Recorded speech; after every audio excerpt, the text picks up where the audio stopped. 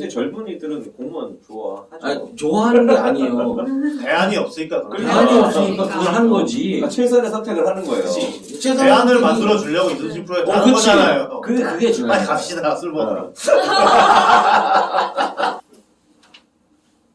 대단히 감사합니다. 99년생 게스트와 99학번 PD가 만드는 방송 이프코리아 약관동이 8번째 시간이에요. 지난주에 금요일에 촬영을 하고 이번 주엔 또 수요일에 촬영을 하니 엄청 금방 하는 것 같은 기분이에요. 이래놓고 다음 주에 금요일에 촬영하는 건 또 엄청 오랜만이겠죠. 오늘은 특별 방청객으로 이프코리아의 부모와 같은 분이죠. 영신님이 오셨습니다. 인사. 안녕하세요. 반갑습니다. 방송하러 오신 건 아니고 갈 데가 없어서 방황하시다가 회식을 목표로 오셨죠. 그래서 네. 오늘은 방송을 압축적으로 빠르게 해보도록 하겠습니다. 텐션업. 배가 고프거든요. 이번 주에도 별로 장사할 시간이 없긴 했는데 혹시 지난주 촬영 중 장사 좀 했나요, 게스트? 이제 슬슬 인맥의 한계를 느끼고 있어요. 저희 인맥의 한계를. 200명 적어내는 거 이런 거 해야 되는 거 아니야? 명단을 리스트 적어내서 아니, 그러니까 한 사람한테 또 하고 한 사람한테 또 하고 그래야지. 계속 얘기는 해요. 매주 올라오니까 한 번씩 봐달라고. 올라올 때마다 쪼세요. 네. 물론 일단 카톡으로 보세요. 아니, 보세요. 전화번호 주면 내가 스팸으로. 지난주에 연휴였는데 김포김 씨님이 캠핑을 다녀오셔서 다시 피부색이 안 좋아지셨다고 걱정을 하시네요. 뭐 어디로 캠핑을 다녀오셨나요? 그 친구의 따님이 고기를 구워 먹고 싶다 그래요. 여기도 친구의 딸인데 대부도까지 가고. 와. 차 많이 막히잖아요, 대구도. 비가 와서 저는 아. 아침에 비가 많이 와가지고 차 안 막히겠거니 하고 느긋하게 출발했는데 차가 막히긴 막히더라고요. 아. 대구도 워낙 막혀. 거기서 고기 구워 먹는데 좀 한 3시간 4시간 밖에 있었더니 시커매졌다고 자꾸 주위에 들는 거. 근데 카메라에 나오는 거 보면 근데 다음 주가 더 걱정이에요. 2박 3일 또 가야 돼서 힘듭니다. 조명으로 잘 구워드릴게요. 지난주부터 이제 촬영 영상을 내추럴하게 그냥 자르기만 해가지고 편집자한테 넘기려고 했는데 내가 하니까 또 뭐가 이상해가지고 근데 특히 게스트랑 김포균 씨님의 차이가 어떻게 커버가 안 돼요. 그래서 근데 이번엔 뭐 게스트가 좀 방식처럼 되더라도 이번에는 한 번에 처리해서 넘기던가 해야겠어. 눈코입만 떠다니는 거 아니야? 배경은 똑같아지고. 게스트 강시 뭔지 알아요? 혹시 오, 네. 몰라야 되는데? 여기 아재 패치가 돼 있다. 강시를 어떻게 알지? 강시 선생 영화는 모르겠지. 강시는 알아요. 네 영화는 몰라요. 그냥 강시 아. 그거만 알고 그 파란 부적붙이고 파란 모자 쓰고 그것만 알아요. 그건 어떻게 알아? 영화 짤이나 이런 걸 봤겠지. 아니 요즘 그 뭐지? 만화 같은 게 있다. 만화 같은 거 나와. 뭐 공포 영화 그거 나오면 영화 말고 뭐 만화 같은 데서 소재로 귀신 캐릭터니까 네, 캐릭터니까. 어디선가는 네. 볼 수 있겠구나. 옛날 추억의 강시. 닭피 뿌리고.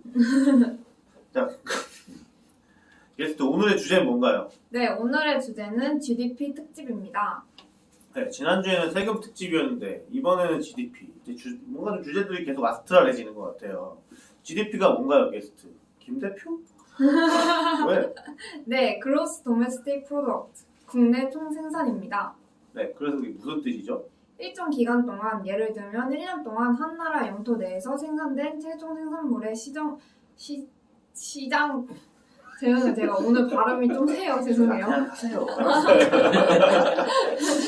해도 돼.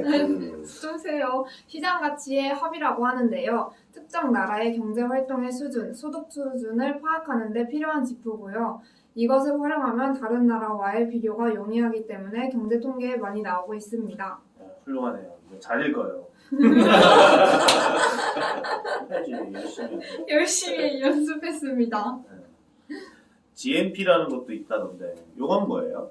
네, GNP, Gross National Product, 국민 총생산입니다. 한 나라의 국민이 1년 동안 생산한 것을 모두 합한 금액, 즉 우리나라 국민이 외국에 가서 생산한 금액도 GNP에 포함됩니다. GDP는 국내 총생산이니까 외국인이 우리나라에서 생산한 게 포함됩니다. 국적을 불문하고 영토 내에서 총생산을 의미합니다. 나도 옛날에는 GNP라는 말을 많이 들었던 것 같아요. 그치, 우리 학교 다닐 때 교과서에는 거의 GMP 많이 나왔었지. GNP였죠. 지금 처음 들어봤어요, 저는. 근데 요새는 GDP가 대세인 것 같던데 왜 그렇죠? 예전에는 GNP랑 GDP가 별로 다르지 않아서 혼용해서 사용을 했는데요. 글로벌 시대가 되면서 GDP를 더 많이 사용하고 있습니다. 외국에 나가서 소비하고 세금 내는 한국인들이 한국 경제에 미치는 영향보다는 외국인이 한국에 와서 투자를 하고 경제 생활을 하는 것이 국내의 경제 사정을 더 정확하게 반영할 수 있기 때문입니다. 근데 이제 계절시대 어렸을 때는 GNP니 GDP라는 것보다는 국민소득이라는 말을 더 많이 들었던 것 같아요. 국민소득 G- 2천 달러, 어. 1만 달러 돌파 이런 거. 형님 어렸을 때 국민소득은 얼마였어요? 기억이 안 나요. 나 국민학교 때쯤에 1만 달러를 돌파했던 것 같아.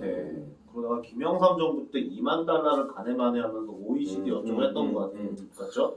그 정도 그랬던 것 됐던 같아. 그랬던 것 같아. 그러다 IMF 먹으면서 반토막 나고 하여튼 뭐 보통 이 말을 처음 들으면서 달러라는 개념이 전생인 것 같아요. 나는 달러를 불이라고 부르는 것도 이거 보면서 처음 아는 것 같아. 6,000불, 6,000달러 뭐 이런 거 옛날이죠. 그래서 달러를 왜 불이라고 부르는지 알아요? 네, 달러 기호 S에다 이거 쭉 그은 게 한자에 있는 불자랑 비슷하게 생겨서 그렇게 표시하던 거가 유래라고 하네요. 아 역시 잘 모르는 읽는 게 없어. 잘 읽는 게 중요해. 여기까지가 만수르랑 게스트가 설명할 수 있는 부분이고 사실 난 석유 재벌이라서 이미 달러가 많기 때문에 달러, 뭐 GDP 이런 건 별 관심이 없어요. 게스트 그럼 이 GDP를 어떻게 계산하는지 알아요? 네, 이건 좀 어렵네요. 이거는 김 교수님께 설명의 기회를 드리겠습니다. 진행까지 발을 담근 게스트 길 교수님 게스트의 사인에 따라서 고하시죠. 네. 세게 해야지. 딱 하면 딱 마무리. GDP 계산하는 법은 그 아까 이야기할 때도 살짝 말을 했는데 GDP가 한 나라, 그러니까 우리나라에서 생산된 최종 생산물의 시장 가치 합이라고 이야기했잖아요. 그 말이 단어들이 다 어려워서 말을 해줘도 이게 정말 무슨 말인지 모르는데 이게 무슨 말이냐 하면 최종 판매된 소비재의 가격의 총 합인 거예요. 그러니까 예를 들면 농부가 그 밀을 생산을 해서 6만 원에 시장에 가서 제분업자한테 팔았어요. 그래서 이 밀가루 만드는 제분업자가 이 밀을 6만 원에 사서 밀가루를 10만 원어치를 만들었어요. 그래서 빵집 주인이 이 밀가루를 사가지고 빵을 20만 원어치 만들었어. 다 팔았어. 그래서 그러면 이 세 명이 사는 나라의 1년 GDP의 총 합은 20만 원인 거예요. 최종 소비재 빵 이거의 가격. 거기서 얼마일까요? 퀴즈를 냈어요. 아 이거 이런 망신당해. 아니 네. 제가 알고 있기로는 네. 일단 부가가치의 합이라고 맞아요. 알고 있고 네. 일단 원가는 빠져야 되는 거 아닌가요? 이제 이게 가장 쉬운 방법이에요. 최종 소비재의 가격과 판매 개수를 합치는 게 가장 쉽고 또 말씀하신 것처럼 부가가치의 합을 구할 수도 있어요.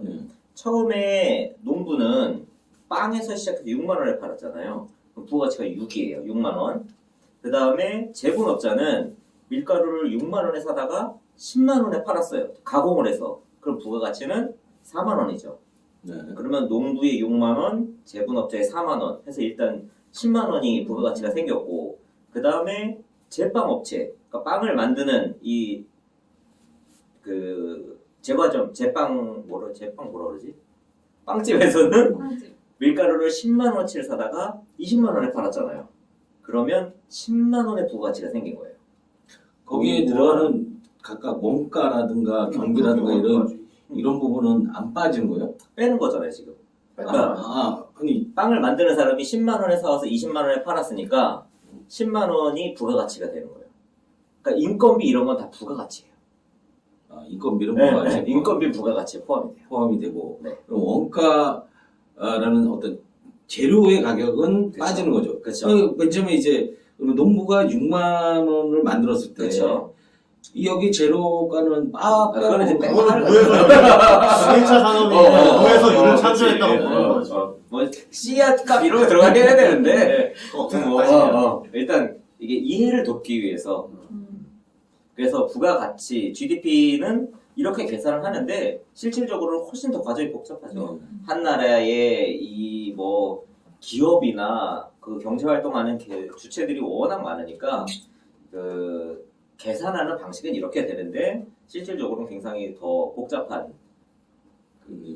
근데 방식으로 전부 다 계산된다. 결과에 대해서 집계가 되는 건 아니잖아요. 전부 다 집계가 되진 않는데 보통 이제 GDP 통계를 할 때 속보치, 잠정치, 확정치 이렇게 발표를 해요. 그래서 일정 그 이제 표본들을 만들어서 그 업체들한테 그 결과를 신고를 받아서 요걸 기반으로 일단 통계 내는 거하고 비슷하게 추정치라는 걸 해요. 요 표본들이 이 정도 생산을 했으니까 요번 분기에는 한 요쯤 될 것 같습니다 라고 추정치를 먼저 발표를 하고 그 다음에 한 번 더 조금 더 받아서 잠정치 한 번 조금 더 계산한 잠정치 그러고 나서 한 달에서 한 달 반 정도 시간 지난 이후에는 확정치라는 걸 내요. 근데 이거는 나라마다 다 좀 달라요. 마약 밀매 이런 거 이제 안 되죠. 콜롬비아 이런 나라 골치 아픈 거야. 그러니까 거기에 나 얼마 전에 들었는데 네. GDP에 속하지 않는 게 군수물자는 군수물자 들어갈 거예요. 안 들어간다고 그래요? 그랬어요. GDP에는 그게 안 들어간다고 돼 있더라고요. 그래서 우리나라 GDP에 지금 우리가 그 군사물자를 수출한 것에 대해서는 GDP에 안 들어가 있다라는 얘기를 듣고 들었어요. 왜 안 들어가지? 비밀이라고 그런 거? 비밀이요. 뭔가 비밀? 아니. 왜냐하면 미국에 있는 뭐 로키드 마틴이나 보잉 같은 데들이 다 군수 사업을 하거든요. 군수 사업과 민수 사업이 이렇게 나눠져 있기 때문에 아마 군수 사업은 보고 안 하고 민수 사업만 보고하는 걸로 얼마 전에 들은 얘기예요. 뭐 우리나라만 그렇게 하는지 모르겠는데 미국은 민간 기업이니까 어쨌든 걔네가 얘네는 국가에서 수주한 프로젝트를 전부 다 공개해요. 그래서 뭐 빠른 경우에는 3개월마다 계속 사업 내용을 계속 발표를 해요. 그러고 나서 정부로부터 이게 그 처음에 약속한 계약한 단계를 달성했는지 안 했는지에 따라서 추가적으로 자금을 대주고 깎고 이게 계속 되게 그 섬세하게 컨트롤을 하더라고요. 그래서 그런 것들은 기업의 매출에도 들어가니까 GDP에서 빠질 수가 없을 텐데 아마 그게 종류가 다른 것 같아요. 군수 사업을 구분하는 그러니까 이 군 물자가 기업에서 만든 게 아니라 어떤 다른 그게 있는 것 이게 같은데 최근에 왜 이게 얘기가 됐냐면 우리나라 이제 군수물자 수출을 많이 하다 보니까 뭐 미사일이라든가 네네네네. 이런 걸 많이 하다 보니까 그 부분이 들어가 있는지 안 들어가 있는지에 대해서 한번 그 얘기가 나왔던 것 같아요. 그리고 제가 GDP를 보면서 항상 생각이 드는 거는 이게 달러로 이제 얘기를 하잖아요. 그렇죠. 네. 그리고 환율이랑 또 연관이 맞아요. 돼요. 그래서 왜곡이 좀 되는 부분이 있어요. 예. 그래서 뭐 1,100원으로 계산할 때와 1,300원으로 계산할 때가 GDP가 완전 GDP는 다르죠. 똑같은데 음. 우리나라 총생산은 똑같은데 1,100원으로 계산해 1,300원으로 계산하니 갭 차이가 나는 거. 그렇죠. 그 부분도 굉장히 크게 날 거라고 저는 맞아요. 그래서 이 GDP를 이제 계산하는 건 일괄적으로 이게 순위 비교, 상대적으로 어떤 정도의 비중인가 뭐 이걸 따지는데 좀 더 우선순위를 두고 있는 것 같고 말씀하신 것처럼 나라마다의 좀 어떤 진정한 의미의 GDP 이런 거를 좀 비교하기 위해서 뭐 PPP 그 GDP라고 해서 구매력 평가. 그러니까 실질적으로 이 나라의 GDP가 어느 정도의 구매력을 가지고 있는가 뭐 이런 식으로 조금 더 실질적인 비교를 하기 위해서 그 좀 바꾸는 조금 더 계산을 하는 그런 방법들이 있는데 사실 이 GDP라는 것 자체가 가지고 있는 한계들이 조금 있어서 이걸 이제 어떻게 조금 더 바꿀 것인가는 계속 이야기가 나오고 있는 부분인 것 같아요. 이게 뭐 완벽한 어떤 경제 지표다라고 볼 수는 없지만 현재로서 한 나라의 경제 수준 아니면 그 나라 국민들의 소득 수준 이런 것들을 좀 간단하게 비교해서 볼 수 있는 아직까지는 그래도 가장 좋은 수단 중에 하나인 것 같아요. GDP라는 게. 근데 방금 전에 제가 왜 달러 환율에 대해서 얘기했냐면 뭐 0.1%, 0.2% 뭐 올라갔다 내려갔다 하는 것에 뭐 일희일비를 계속 하는데 네. 그게 과연 의미가 있을까? 환율만 해도 거의 5%, 10%씩 막 움직이고 있는데 뭐 그래서 경제지에 나오는 그런 GDP 얘기들이 좀 약간 좀 그렇죠. 사실 신뢰가 없지 그 않을까? 수치 자체보다는 큰 추세 흐름이 더 중요한 것 같아요. 그래서 그 말씀하신 것처럼 뭐 1%, 2% 올라가고 내리고 그거보다는 지금 큰 흐름에서 이게 어느 방향으로 가고 있느냐 이걸 보는 게 사실 더 큰 의미가 있다라고 볼 수 있겠죠. 일단 이 GDP라는 거 안에는 우리가 이제 교과서에서 3면 등가 이 얘기는 GDP 3년 등가의 법칙. 그걸 아마 다 기억하고 있을 거야. 이게 뭔 말인지 몰라도. 그러니까 이게 무슨 이야기냐면은 GDP를 계산하는 세 가지의 측면이 있는데 생산 측면이 있고 소득 측면이 있고 지출 측면이 있는데 이 세 가지 면이 다 같다라는 말이에요. 그러니까 GDP라는 걸 생산액으로 해서 계산을 할 수도 있고 소득액으로 해서도 계산을 할 수가 있고 소비, 지출액으로 해서도 계산을 할 수가 있는데 가장 계산하기 용이한 방법이 생산액을 가지고 계산하기 쉽기 때문에 보통 생산으로 계산을 하게 되고 근데 이거를 소득으로 접근하든 지출로 접근을 하든 다 동일하다는 이야기예요. 그래서 교과서에서는 이 GDP라는 게 어떻게 구성이 되어 있는가라고 했을 때 보통 민간, 가계나 기업의 소비, 또 가계나 기업의 투자, 그리고 정부 지출, 순수출 이렇게 구성되어 있다라고 보거든요. 그래서 한국의 GDP 같은 경우에는 보통 이제 민간, 가계나 기업들이 소비하는 이 소비 수준이 절반 정도를 차지하고 있어요. 전체 GDP에 우리나라가 한 1,700조 원 정도가 되는데 그 중에 절반 정도 그러니까 한 850조 정도가 되는 거겠죠? 네, 그 정도가 이제 민간에서 소비를 해서 달성되는 부분이고 정부 지출이 또 한 15% 정도 또 우리 기업의 투자가 한 30% 정도 그리고 순수출, 그러니까 수출에서 수입을 뺀 순수출이 한 5% 정도 이렇게 해서 우리나라는 사실 다른 나라들, 미국이나 일본, 뭐 유럽의 선진국들에 비해서는 민간 소비의 부분이 조금 작아요.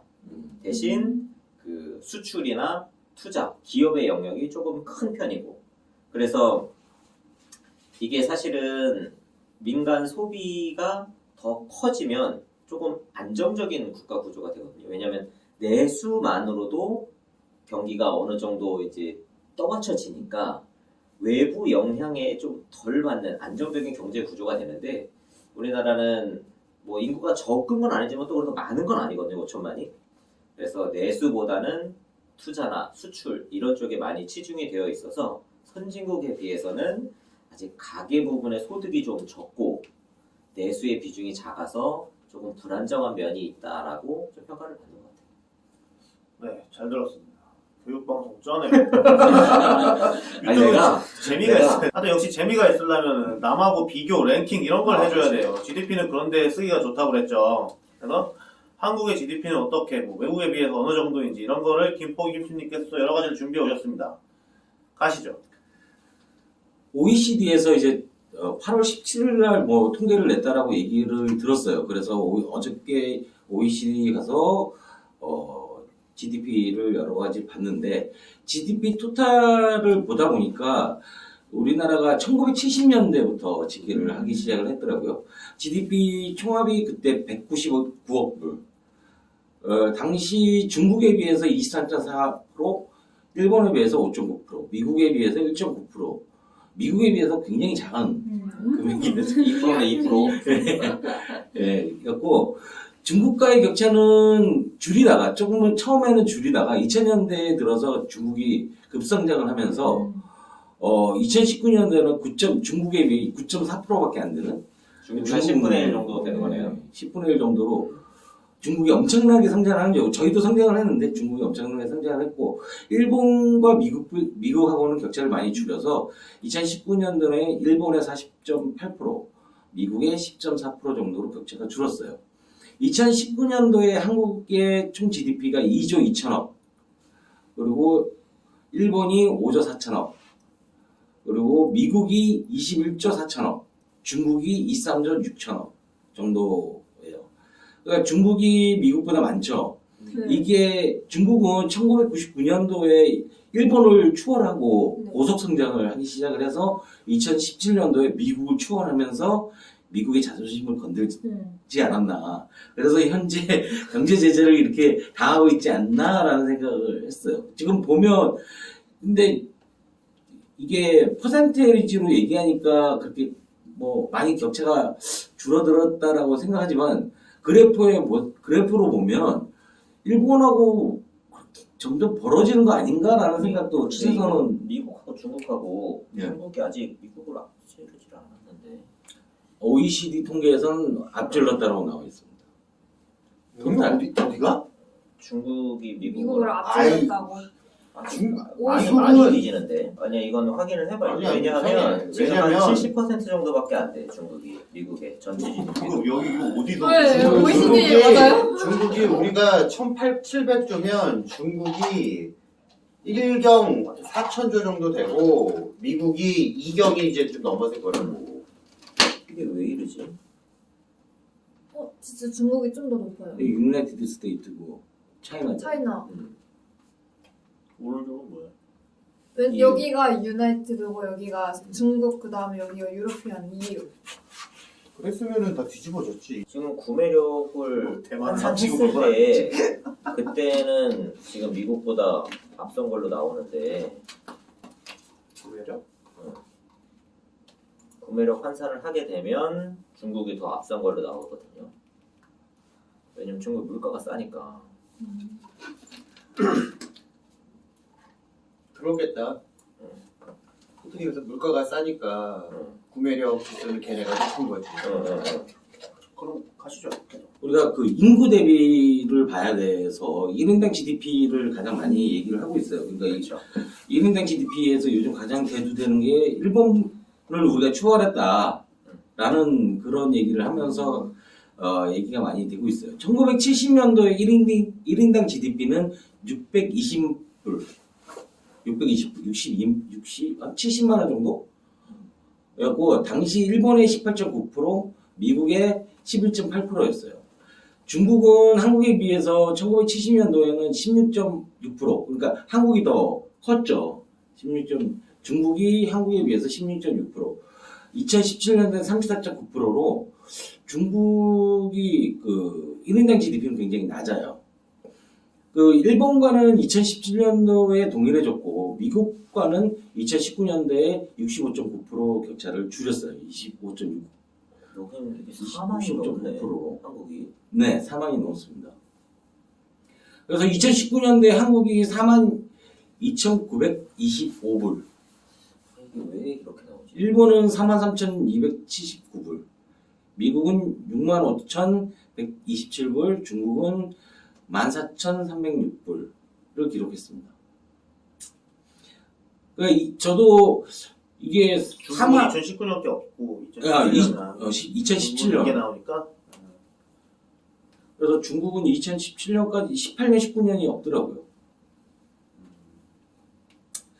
지금 말씀하신 것처럼 우리가 4만 불이라는 그게 이때까지 들어본 적이 없었는데 OECD 지표를 보니까 이상한데. 3만 불이 한국이 3만 불이 넘었던 시기가 언제냐면 2009년도, 2010년도 정도 그쯤일 거예요. 3만 불을 넘었고 4만 불을 넘은 게 2016년도 이 정도에 4만 불이 넘어. 지금 OECD 그 GDP를 제가 보기로 했던 부분이 뭐냐면 이제 코로나 시대에 가장 영향을 받았던 게 1Q보다는 2Q. 네. 4, 5, 6월에 이제 굉장히 경제적으로 타격을 많이 받았다라고 생각을 하고 이거를 좀 봤어요. 그러니까 뭐 계속 올라가는 거야. 뭐 추세가 계속 올라가니까 볼 필요는 없었는데 이번에는 이제 다 마이너스가 된다라고 해서 그것도 특히나 2Q 때 이제 마이너스 많이 된다고 그래서 봤는데 2Q 전기 대비 그러니까 1Q 대비를 보면 한국이 마이너스 3.3%. 그리고 일본은 마이너스 0.5%. 미국 같은 경우에는 좀 많이 마이너스가 됐어요. 마이너스 9.5% 정도로 굉장히 많이 줄었고, 멕시코, 프랑스, 뭐 이탈리아, 캐나다, 독일 이쪽은 10% 이상 마이너스가 돼서 굉장히 타격이 크지 않았나라는 생각이 들고요. 이렇게 보면 대체적으로 관광 쪽에 3차 산업 서비스라든가 이제 관광 쪽에 많이 치우친 나라들이 그래도 많이 빠진 것 같아요. 근데 전기 대비보다는 이거 보기 위해서는 전년 동기 대비를 봐야 되거든요. 전년 동기 대비를 봤을 때 한국 같은 경우에는 마이너스 3.0%, 일본 같은 경우에는 마이너스 1.9%, 미국 같은 경우에는 마이너스 9.5% 정도로 그 전기 대비랑 거의 비슷한 수준으로 내려간 것 같아요. 그러니까 근데 이제 이게 경제 영향이라는 것이 딱 그때 이슈가 발생했다고 해서 그때 또 타격이 오는 게 아니라 계속 연장선상에서 타격이 오기 때문에 우리가 또 봐야 될 게 2020 전체를 봤을 때 리얼 GDP 예상치를 좀 봐야 되는데 2020 전체 리얼 GDP 그러니까 실제 GDP라고 얘기하는 실제 GDP는 명목 GDP가 있고 실제 GDP가 있잖아요. 네. 그거에 대해서 잠깐 설명. 그 명목은 실질적으로 이제 계산된 액수 그 자체를 나타내는 거고 실질은 그 물가 상승률로 이제 할인을 한 거죠. 그러니까 물가 상승이 3%가 되면 물가가 3%가 올라서 가격이 3% 올라가는 것과 같은 효과가 있으니까 요 3%만큼을 제하는 거예요, 성장률에서. 그러면 실질적으로는 이 가격 인상 요인분을 빼면 이 정도만 만약에 5%다라고 명목이 5%인데 물가 상승이 3% 됐다 하면 실질 성장률은 2%만 되는 거죠. 그래서 실질 성장률 자체를 보면 진짜 경제가 성장했는지 안 했는지를 알 수 있는 지표로 쓰인다라고 보는데 이걸 2020년 전체로 이제 예상을 했을 경우에 싱글힛 시나리오가 있고 더블힛 시나리오가 있어요. 근데 그러니까 충격이 한 번 왔을 때와 한 번 더 이제 두 번 왔을 때로 보이게 되는데 충격이 두 번 오게 되면 더 많이 빠지거나 더 많이 성장하거나 뭐 이런 식으로 보는 거고 이걸로 이제 끝나고 보면 그보다 지금 팬데믹은 또 한 번 온다고 얘기를 하는 거잖아요. 가을쯤에 뭐 더 심해질 수 있다라고 얘기하기 때문에 사실 요새 막 뉴스 이런 거 보면 2차는 지금 이미 온 것 같아요. 뭐 미국도 그렇고 유럽 같은 데들도 그렇고 우리나라도 뭐 하루에 몇백 명씩 지금 또 나오고 있는 거 보면 근데 1차가 끝나지 않았다는 얘기가 그러니까. 차가 벌써 1차가 끝나지 않았고 2차가 아니다 이거는 그냥 연장선이다라는 얘기를 많이 하고 있어요. 근데 그런 것으로 봤을 때 1년치로 보면 한국 같은 경우에는 마이너스 1.2% 굉장히 긍정적인 평가를 내고 있어요. OECD 뭐 최고다라고 요즘 국뽕 TV에서 뭐 난리가 났는데 그래서 한국은 이제 제조업이 굉장히 크기 때문에 마이너스 1.2%. 근데 이제 그 일본 같은 경우는 마이너스 6%.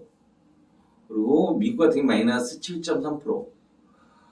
그리고 영국 같은 경우에는 마이너스 11.5%로 굉장히 크게 떨어지는 추세인 것 같고 그 중국 같은 경우에도 플러스가 날 줄 알았더니 마이너스 2.6%로 굉장히 중국도 이제 마이너스로 돌아서는 그런 상황이지 않을까라는 얘기를 하고 있습니다.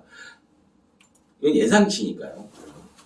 그리고 이제 더블릿 시나리오 같은 경우에는 한국 같은 경우는 마이너스 2.5%, 싱글릿 시나리오와 비교를 하면 거의 2배가 이제 마이너스가 된다는 얘기고 중국 같은 경우에는 마이너스 3.7%, 2배는 아니지만은 마이너스가 좀 더 커지고 이제 일본 같은 경우에는 마이너스 7.3%, 미국 같은 경우는 마이너스 8.5%.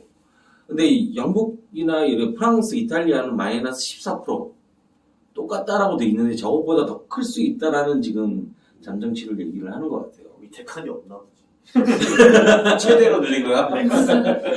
차트 프로그램 상에서 마이너스 14% 이상이 돼버리면 경제가 그냥 거의 5분의 1 수준이 날아간다는 얘기잖아요. 근데 이게 조금 의문인 게 사실 이제 실제 GDP를 예측을 하려면 GDP도 예측을 해야 되고 물가 상승률도 예측을 해야 돼서 예측이 예측이어서 이게 안 맞을 가능성이 되게 높거든요. 예측이 돼. 얘들도 먹고 살아야지. 지금 아무 짓도 안 하고 왜 안 실질로 나오니까. 예측을 했을까? 그게 조금 의문이에요. 보통 명목으로 예측을 하는데 얘는 어떻게 또 실질 성장률을 OECD가 뭔가 자기들은 다르다는 걸 보여주고 야심차게 준비한 거구나. 너무 유명한 OECD인데.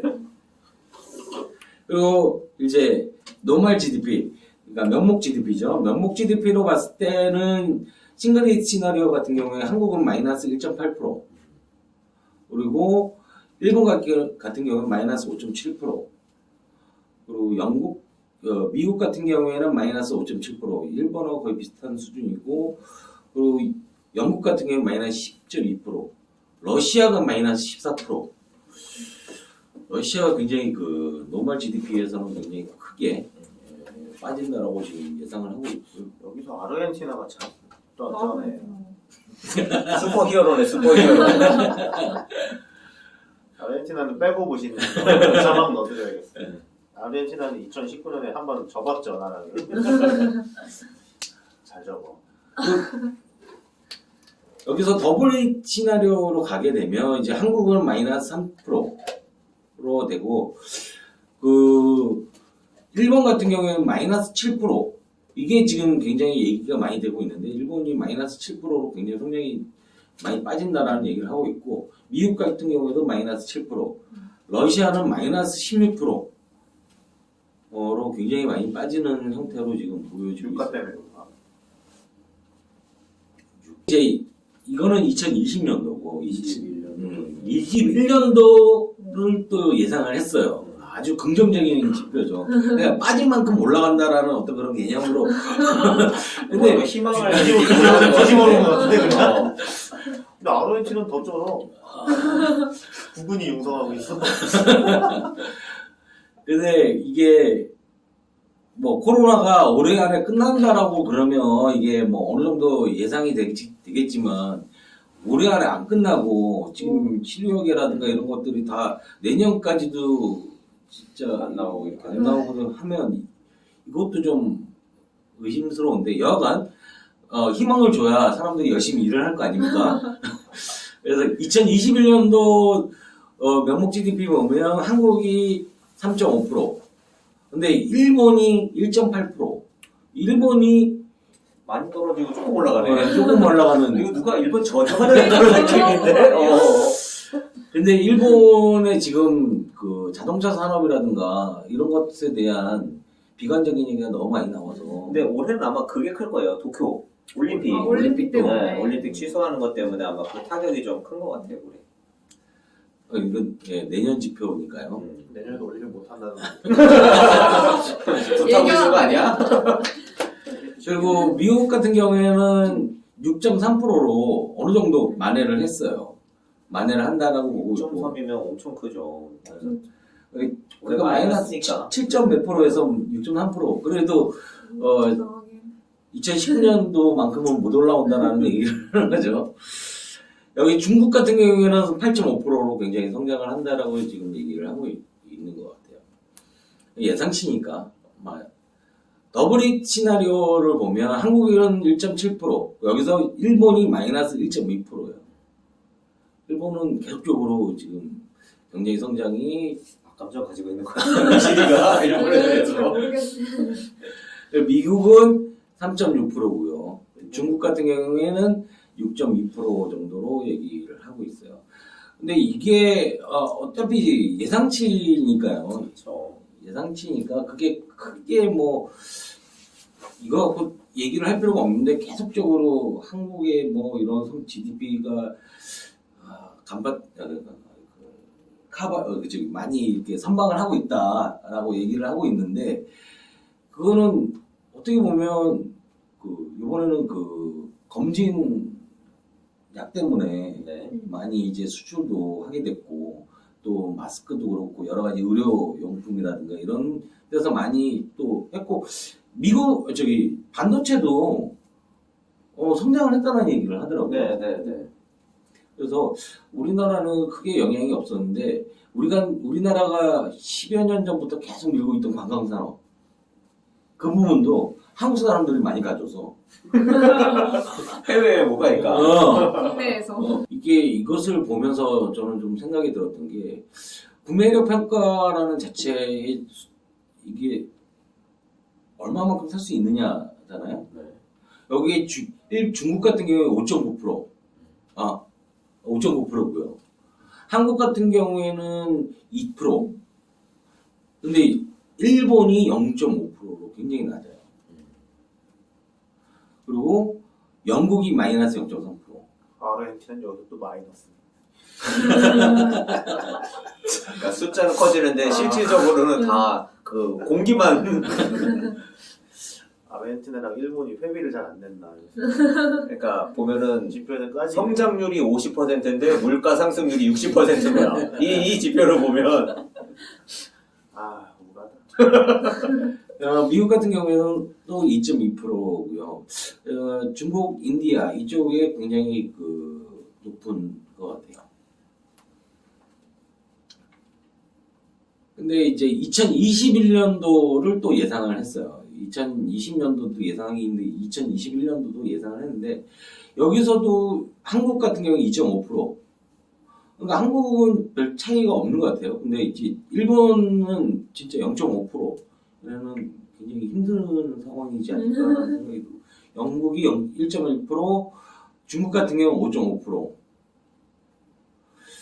그리고 미국 같은 경우에 2.1%로 지금 얘기를 하고 있어요. 중국, 인디아 같은 경우에 6.5%. 2020년도, 2021년도 두 개를 보면 둘 다 인디아 쪽이 굉장히 크지 않나라는, 시장이 크지 않나라고 보이고 있는 거예요.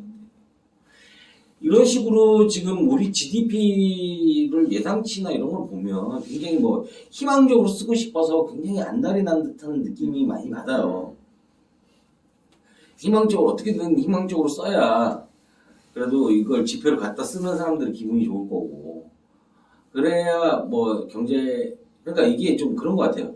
시장이 나쁘다 그러면 진짜 나빠지는 그런 심리가 있는 것 같고 좋다 그러면 좀 힘을 내서 좀 좋아지는 그런 시장의 효과가 있는 것 같아요. 그래서 경제 지표들 대체적으로 보면 좋은 방향으로 많이 쓰는데 우리나라 기사는 거의 뭐 안 좋은 방향으로 그렇게 쓰고 있는지 그 부분도 좀 의아스럽긴 해요. 교수님의 GDP 브리핑 잘 들었습니다. 아무튼 이렇게 GDP는 딴 데랑 비교해보고 이전이랑 비교해보고 이런 거가 좋아요. 특히 요즘에는 일본이랑 비교해보는 게 맛이죠.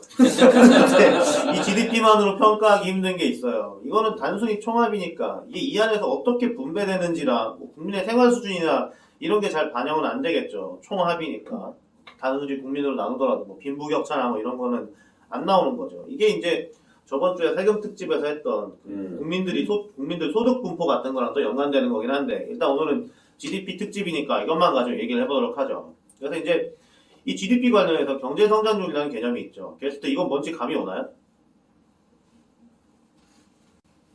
네, 여기저기서 매번 보는 거라서 익숙하긴 한데 정확히는 모르겠어요. 네, 역시 이런 건 길 교수님이 알려주시는 게 좋겠죠. 길 교수님, 경제 성장률이 뭔가요?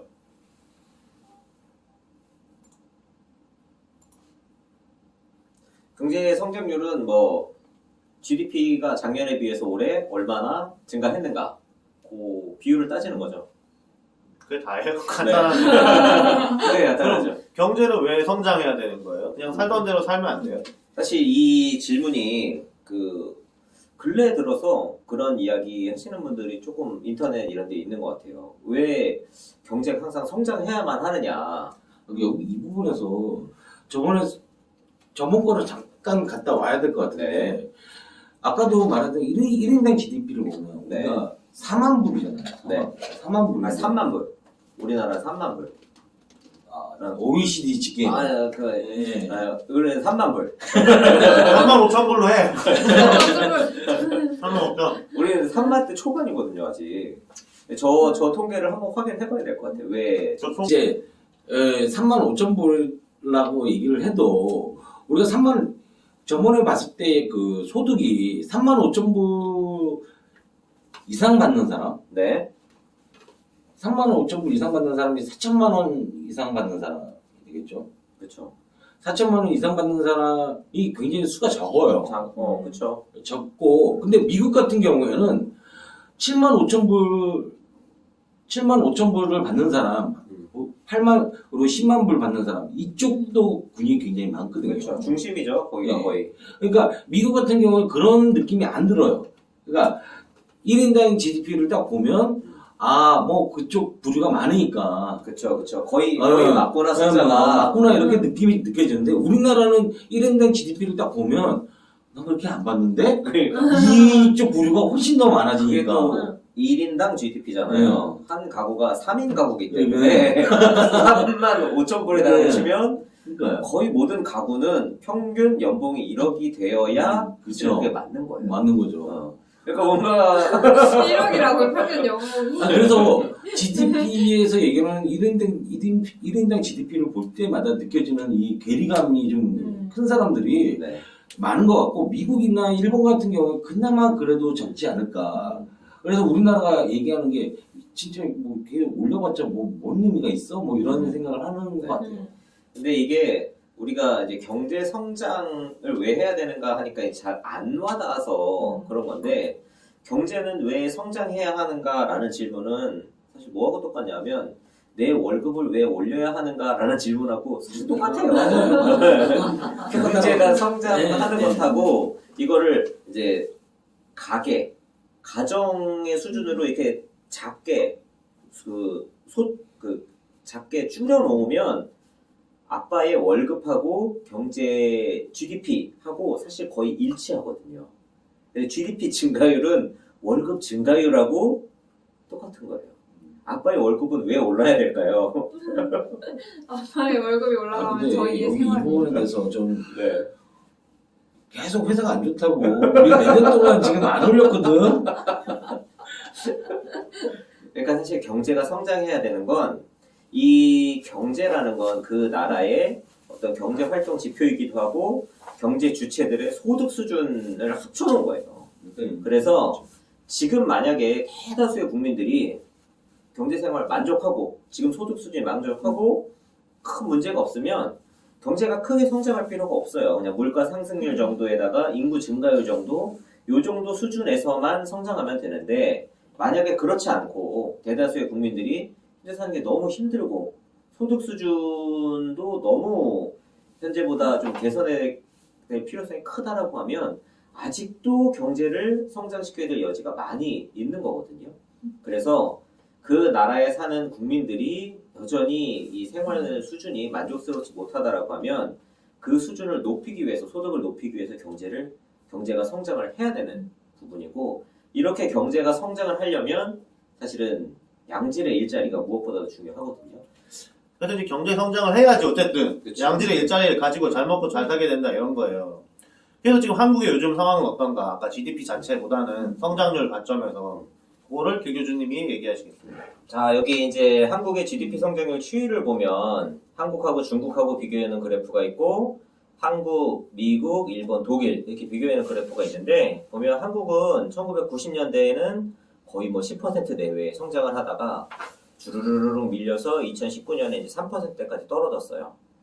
그러면 다른 선진국들은 중국도 물론 이제 비슷하게 떨어지고 있고 그러면 다른 선진국들은 어떤가 보면 벌써 1990년대서부터 한 2%에서 4% 내외의 성장률로 좀 안정되어 있는 모습이 좀 보여요. 근데 일본 같은 경우에 물론 거의 0%까지 떨어졌다가 조금 다시 올라오는 모습이고 독일은 이제 그거보다 조금 더 높은 수준이고 이렇게만 보면 한국의 경제 성장률이 다른 나라들보다 높이 있으니까 좋은 것처럼 보여지지만 중요한 건 뭐냐 하면 이 GDP 총액, 그러니까 1인당 GDP 총액하고 1인당 GDP가 중요하거든요.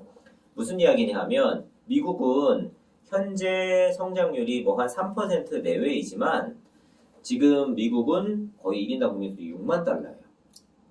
그러면 2% 성장을 한다고 해도 대부분의 그 국민들은 연봉이 한 7천만 원 정도. 2인 가구라고 하면 연봉이 한 1억 5천만 원 정도. 인 그 정도의 일자리가 충분하기 때문에 이 정도 수준이 쭉 유지가 되는 거예요. 근데 독일 같은 경우도 거의 5만 달러 정도가 되고 1인당 국민소득이 일본도 4만 달러. 이상인 거고. 근데 한국은 이제 3만 달러가 좀 넘었단 말이에요. 현재 수준에서. 근데 경제 성장률이 지금 미국하고 일본하고 거의 수렴하고 있어요, 벌써. 아직 3만 달러밖에 안 됐는데. 아직까지도 미국이나 뭐 일본, 독일 이런 나라를 따라가려면 경제 성장을 더 해서 그 정도 수준까지 빨리 따라가야 되는데도 불구하고 벌써 경제 성장률이 미국이나 일본 이런 선진국과 같은 수준으로 떨어졌다라는 건 앞으로 저런 나라들처럼 4만 달러, 5만 달러, 6만 달러 가기가 쉽지 않을 거라는 이야기거든요. 그러니까 물론 다른 나라들도 이미 오래전서부터 3, 4% 유지했으니까 우리나라도 여기서부터 쭉 유지하면 될 수도 있어요. 근데 이 무너지는 추세가 너무 급격하다라는 거예요. 그래서 이 무너지는 이유에 대해서 좀 찾아봐야 된다는 거죠. 왜 경제 성장률이 이렇게 급격하게 떨어지고 있는지. 그리고 지금 사실 우리나라의 경제 성장률이 3%라고 하지만 이건 실질적으로 허수에 가까워요. 왜냐하면 우리나라는 이미 그 물가 성장률이 마이너스예요. 이미 디플레이션 시대에 들어왔어요. 2018년부터. 그러니까 이게 실질 경제 성장률이 지금 뭐 3%라고 나오지만 우리가 물가 상승률이 마이너스 1%, 마이너스 2%가 되기 때문에 이만큼은 또 빼야 돼요. 여기에서. 거기에다가 또 뭐가 있냐면 우리나라 그 정부 부채, 그러니까 정부가 빚을 내서 이걸 빚을 쏟아 부어서 경제 성장률을 떠받치는 게 거의 또 한 1% 정도가 돼요. 그러니까 이런 허수들을 빼면 우리나라의 경제 성장률은 실제적으로 성장하고 있는 성장률은 벌써 마이너스에 들어와 있는 그런 수준인 거예요. 그러니까 경제가 성장이 멈추다 못해 이제 쪼그라들기 시작한 거거든요. 물론 여기에는 이제 인구 감소, 인구 이제 멈춘 우리가 최정점이다 보니까 이런 구조적인 문제도 있지만 그것보다 더 심각한 거는 우리나라의 산업 구조가 무언가 예전하고는 다르게 경쟁력을 잃어가고 있는 게 아닌가. 그렇죠. 한쪽에 너무 치우쳐 있는 그렇죠. 그러니까 뭐 삼성이나 현대차 빼고는 거의 대부분의 기업들 LG도 깨져요. LG, SK. 그러니까 특히 이제 몇 년 전서부터 조선이라든지 철강, 해운 이런 업체들이 우르르 파산하고 있잖아요. 해운이 많이 파산했죠. 네. 특히 뭐 조선하고 해운 이런 것들은 굉장히 그래도 경쟁력을 갖고 있다라고 평가받던 업종이었는데 이게 확 무너지면서 무언가 한국 경제를 받치고 있던 한 축이 크게 무너진 것 같은 느낌이거든요. 근데 이렇게 세계적으로 경쟁력을 그나마 가지고 있던 산업들이 무너지게 되면 이런 산업들이 굉장히 양질의 일자리를 가지고 있던 산업인데 이런 게 무너지면 이 잠재 성장률에 타격을 입을 수밖에 없게 되고 소득이 감소할 수밖에 없어요. 그러니까 한국 같은 경우에는 지금 GDP 성장률 추이를 보게 되면 급격히 감소하고 있고 최근에 와서는 마이너스 성장을 하고 있기 때문에 굉장히 구조적으로 문제가 큰데 이 부분에 대해서 지금 코로나 상황에서 경제를 선방했다 이런 식으로 좀 포장을 하고 있는 건 큰 문제는 보지 못하고 작은 어떤 기쁨에 너무 취해 있는 게 아닌가라는 좀 우려가 들고 그러면 이제 중요한 거는 이렇게 경제 성장이 멈추고 있는데 이거를 어떻게 그러면 다시 성장시킬 것인가 소득을 어떻게 높일 것인가 이런 부분에 대해서 이야기를 해야 되잖아요. 근데 양질의 일자리 얘기에서 좀 얘기를 해야 네. 양질의 일자리가 3차 산업은 아니잖아요. 그거는 무슨 뭐 몇 차 산업 이거에 상관이 없어요. 그렇잖아요. 네. 그러니까 양질의 1차 산업이 몇 차 산업인 게 상관이 없는 거잖아요. 그렇죠. 없는 거고. 그렇죠. 1차 산업에서 더 많이 벌면 그럴 수도 있죠. 1차 산업에서 네, 맞아요. 하는 게 맞는 거고 네. 2차 산업에서 더 많이 벌면 2차 산업에서 하는 거죠. 그렇죠. 그러니까 우리나라가 3차 산업을 계속 육성을 해야 된다라고 얘기하면서 얘기하는 게 관광을 늘려야 된다. 뭐 문화를 뭐 수출해야 된다. 이런 얘기를 계속 하고 있는 거잖아요. 그럼 뭐 요즘 문화가 많이 됐다라고 얘기를 하는데 여기서 보면 근데 이 팬데믹 시대에 지금 왔을 경우 와서 얘기를 해보면 어차피 우리나라가 제조업이 없었다라면 다른 나라들처럼 굉장히 어려운 시기가 오지 않았을까라는 얘기를 하고 네. 그러니까 불과 2019년도에도 우리나라는 제조업을 좀 벗어나야 된다는 얘기를 계속 했었잖아요. 네네. 근데 그렇게 이야기하는 이유가 있어요. 왜냐하면 1차 산업에 비해서는 2차 산업이, 2차 산업에 비해서는 3차 산업이 부가가치율이 높아요. 그러니까 들어가는 투자 대비 이 수익이 큰 거예요. 그러니까 선진국이면 선진국으로 갈수록 서비스업의 비중이 높아요. 왜냐하면 서비스업이 부가가치율이 높기 때문에. 근데 서비스업이 부가가치율이 높다라는 그거는 어차피 원가 구조의 계산 방식에 따라서 달라질 거라고 봐요. 근데 저 같은 경우에는 현장에 있으면서 느끼는 거는 자 아이폰이나 삼성 갤럭시 S20 뭐 이런 것들이 그 가격이 돼야 되는 것이 말이 맞느냐? 라는 생각을 많이 해요. 무슨 핸드폰 하나 200만 원, 300만 원 해야 되느냐? 하잖아요. 그러니까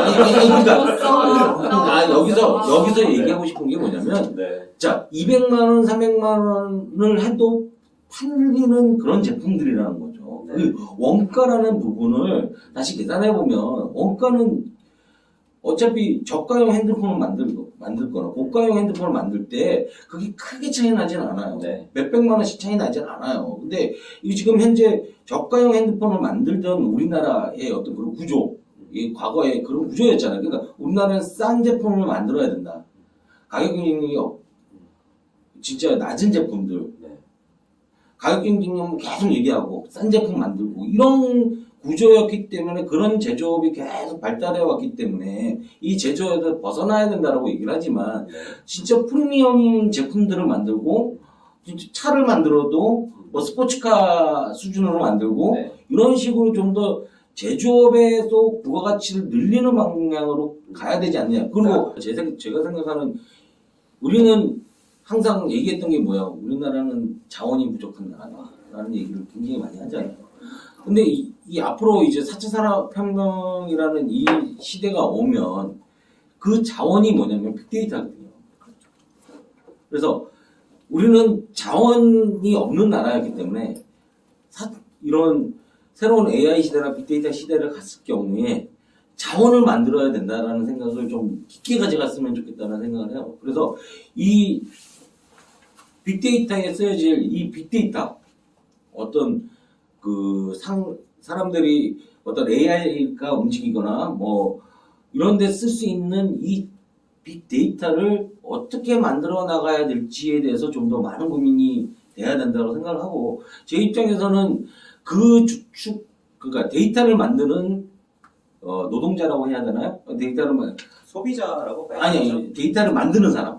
그러니까 데이터를 가공하는 사람이겠죠. 가공하는 사람은 어차피 어플리케이션들이 다 할 거예요. 그러니까 가공하는 것을 많은 사람들이 배우고 있어요. 젊은 애들도 해도 되고. 근데 이 원소스 데이터를 만드는 것은 아무리 배워도 될 수가 있는 게 아니라고 봐요.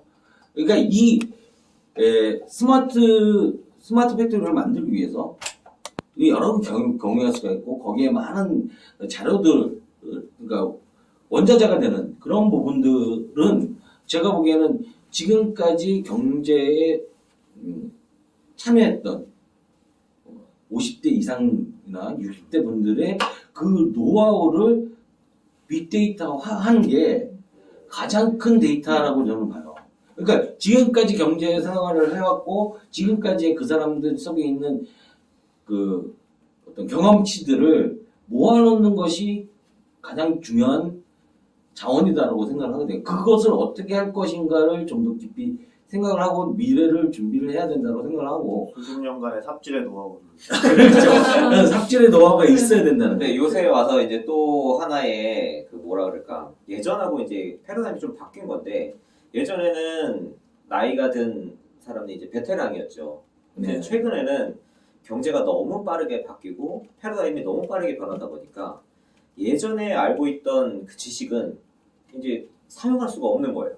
그렇죠. 그런 경우가 종종 있긴 한데 그 와중에도 자기의 그 경험치를 계속 업그레이드 해오는 사람들이 있어요. 그렇죠. 나 같은 사람.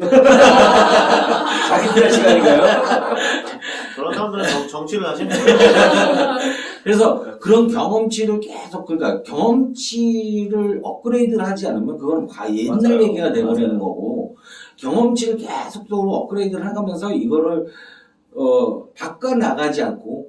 바꿔나가면서 그것이 하나의 자원이 되는 그래서 재작년에 그 여러 이제 그 빅데이터를 만드는 사람 가공하는 사람들이 생각하는 게 뭐냐면 점점 이 빅데이터에 이념이 들어가기 시작한다. 그래서 이념을 어떻게 뺄지에 대한 여러 가지 논의를 하고 있거든요. 왜냐면 이 빅데이터를 만드는 데이터의 원소스 사람들이 이념이 있는 거예요. 그 각 지역마다의 이념들이. 그 이념이 데이터 안에 들어가는 것을 막아보려고 굉장히 지금 노력을 많이 하고 있는데 이런 데이터, 다시 말해서 이런 원재료를 얼마만큼 한 곳에 집중화를 시키느냐를 지금 고민하고 계시겠죠. 여러분들 고민하고 계실 텐데 좀 더 이런 50대나 60대 이렇게 좀 사회에서 이제 뒤로 나오시는 분들이 그런 데이터를 만드는 생성하고 그리고 젊은 이런 학교에서 많이 배운 사람들이 가공을 하고 그 가공한 데이터를 AI에 어떻게 집어넣을지에 대해서 또 연구 개발을 하고 하는 이 세 가지 과정에 대한 전체적인 프로세스를 만들어야 나가야 되지 않느냐라는 생각을 하고 있고 또 한 가지 얘기하려면 이런 앞으로 계속적인 이런 산업이 발전하는데 우리나라가 지금 우리가 계속 들리는 얘기는 AI라든가 이런 서비스 3차 산업에 대해서 얘기를 하고 있는데 3차 산업은 있지만 이것을 현실화시켜주는 거는 기구물이거든요. 하드웨어. 기구물이거든요. 이 기구물에서 가장 중요한 게 워터 베어링 배터리. 발음이 좋으시네요. 세멘 고물이 거의 그 느낌이었는데. 보통 배터리. 베어링이라 그러는 아니 이거는 거의 옛날에 그 할아버지들 그 느낌인데 뭔가. 제가 그쪽에 예. 근데 이쪽 분야에 대해서 굉장히 그 앞으로 우리나라가 발전해야 될 상황이 굉장히 많다고. 그렇죠. 사실 뭐 로봇이나 드론 이런 것들 또 전기 자동차도 사실 모터가 굉장히 소부장사. 중요하고. 그러니까 아시모라든가 우리나라의 휴보라든가 이런 로봇들 보면 뒤에 뭐 배낭 하나 짊어지잖아요. 네. 그게 배터리거든요. 네. 근데 아이언맨 배터리 봤어요? 아니면 있다고 하는 거 아니에요? 이거는 예, 그 그죠? 원자로. 그 원자로예요. 네. 자체 생성을 하는. 발전소를 네. 발전하는 거지. 발전소. 이게 작아짐과 짐으로 인해서 모든 게 심플해진 거예요. 근데 아시모라든가 휴보 이렇게 등이 뒤에 백팩 메고 백팩 메고 다니고 이러면 굉장히 그 앞으로 삶이 힘들어질 것 같아요. 허리 디스크 걸리고. 그리고 이 로봇 산업에서 가장 힘든 게 뭐냐면 이식 보행이에요. 걷는 게 굉장히 힘들고 그런 기술이 많은데 이런 형태의 앞으로 그러니까 AI에만 보지 말고 AI를 현실화시켜 줄 수 있는 로봇 산업 거기에 모터하고 베어링 같은 경우에는 앞으로 굉장히 많이 발전을 해야 돼요. 베어링에서도 이제 옛날에 우리는 동그란 구슬 베어링을 생각을 하지만 원래 이제 굉장히 오래된 기술이긴 하지만 유체 베어링이 굉장히 그 많이 기술이 발전을 했거든요. 유체 베어링 같은 경우에는 이제 소음이라든가 이제 그 손실 뭐죠? 예. 저항도 적고 소음도 마찰 베어링이 깎이고 팔로 이런 오셨어. 카탈로그를 내놓고 파세요. 갑자기 모터 빠세. 이게 베어링 저랑 외근 나가면 저런 식으로 팝니다. 홀려든다. 그런 그 유체 베어링 쪽에서도 굉장히 기술이 발전을 해야 되고 그쪽에 좀 더 관심을 갖고 산업을 육성을 해야 되지 않느냐. 그러니까 단순하게 서비스만 보지 말고 좀 더 그 기구물 전체적인 어떤 산업에 봤을 때 디자인이라든가 이런 부분도 좀 육성을 해야 되고 그런 것들이 좀 더 돼야 되지 않느냐라는 생각을 좀 해요. 그러면 60대 분들은 퇴직했던 이제 할 분들이나 했던 분들은 다시 자기 근무처에 가서 근무 일지와 작업 일지를 복사해달라고 해서 그 축적된 데이터를 동사무소 가서 제공하면 되는 건가? 그러니까 어떻게 할지에 대해서는 좀 고민을 해야 돼요. 왜냐면 진짜로 이 스마트 팩토리를 만들기 위해서는 그분들의 스킬만큼은 필요한 거거든요. 그러니까 미국이나 독일에서도 그 미래형 일자리 이런 것과 관련해서 그 핵심 중에 하나가 노년층을 어떻게 훈련해서 계속 일자리에 머물게 할 것인가. 그래서 로봇과의 어떤 협업 작업이라든지 아니면 뭐 관리직으로서의 역할이라든지 그런 것들을 굉장히 고민하고 있더라고요. 그래서 우리나라 같은 경우도 물론 그런 것들에 대해서 고민도 하고 또 선진국들 벤치마킹도 하고 할 필요가 있겠죠.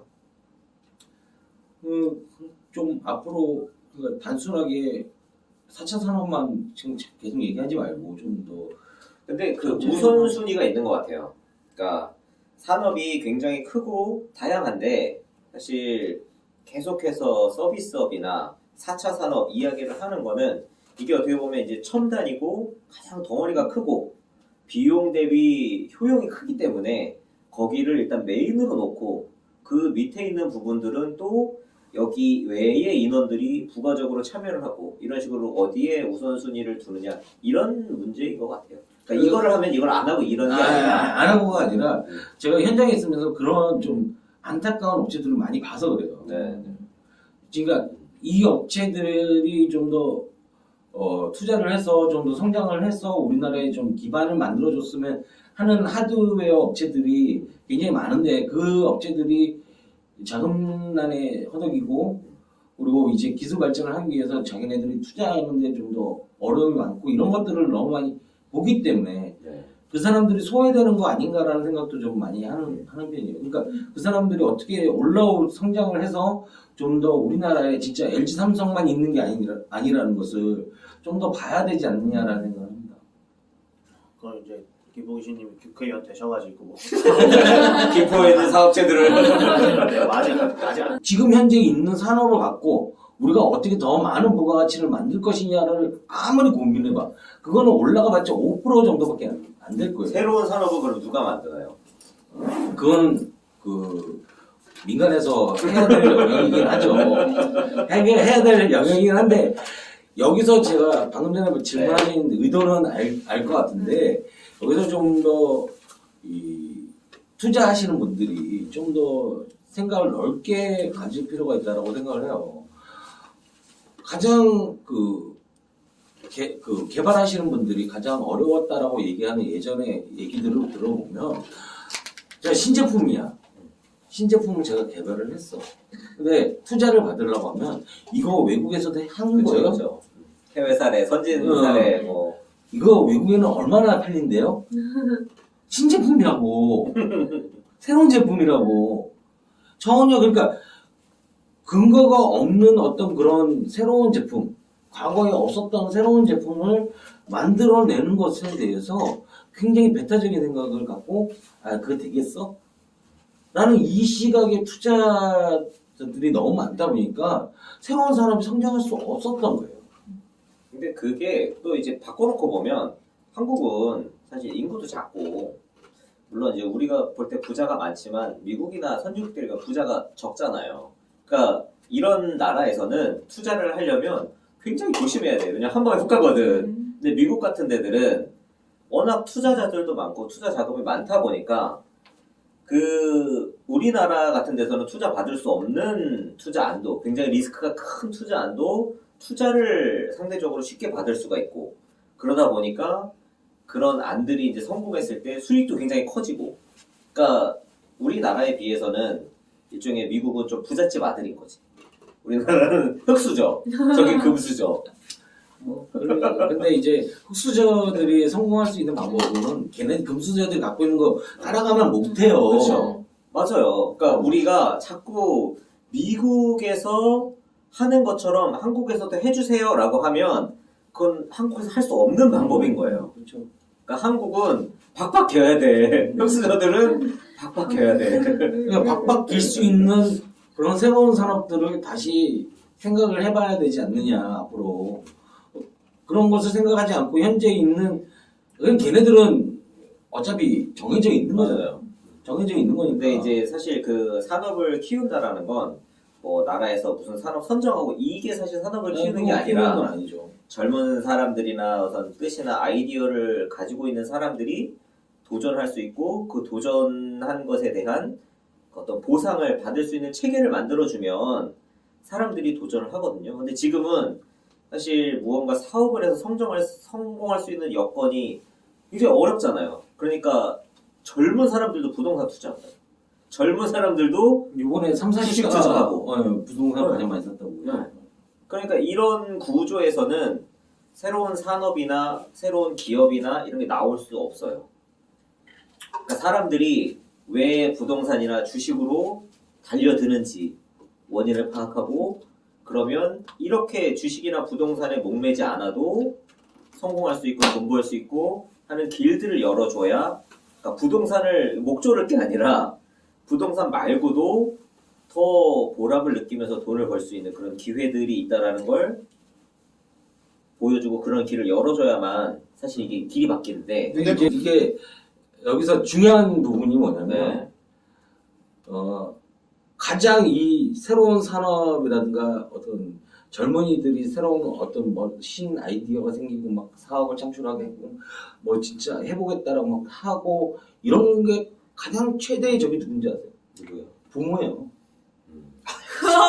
이렇게 교육 특집을 또 하시고. 아니 교육이 아니라 진짜 부모예요. 그러니까 부모 자체도 막는 거예요, 가로막는 거. 그렇지 그런 경우가 좀 좋은 직장 가가지고 그냥 월급 받으라고. 안전하게. 공무원 되고 네, 그 공무원이 가장 안전하다고 네. 공무원 시키고. 응. 그러니까 산업 자체의 가장 그 저해 요인 중에 하나가 부모일 수도 있다는 거예요.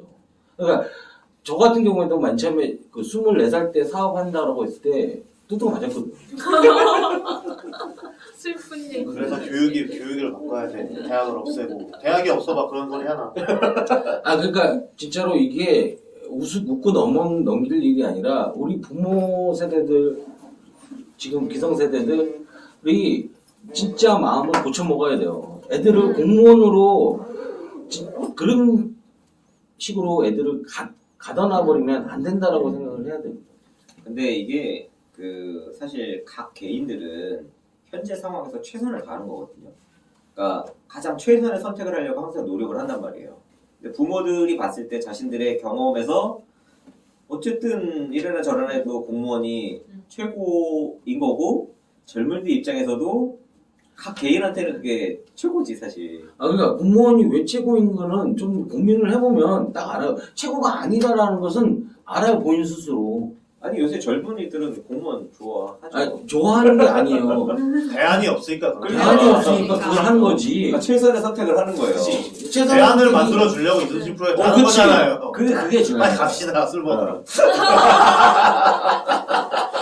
수고하셨습니다. 퀘스트. 한국이 계속 성장하고 양질의 일자리를 만들고 혁신을 해가려면 어떻게 해야 될 것 같아요? 우리 결론은 알고 있어.